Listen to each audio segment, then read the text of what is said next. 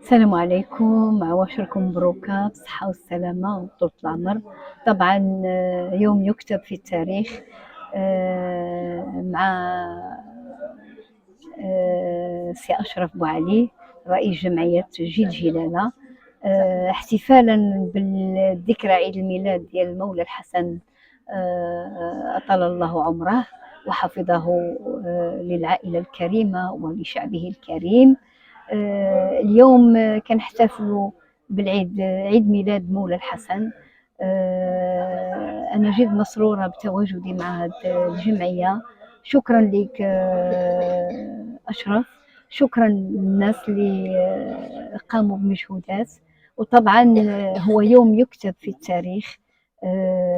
الله يبارك في عمر سيدي والله يشافيه والله يحفظه والله يخلي لنا صاحب السمو الأمير مولى الحسن وصاحبة السمو الأميرة لاله خديجة والأسرة الملكية جمعاء، والله يرحم كل أموات وأموات المسلمين كافة أجمعين. وتحياتي للجمهور الكريم.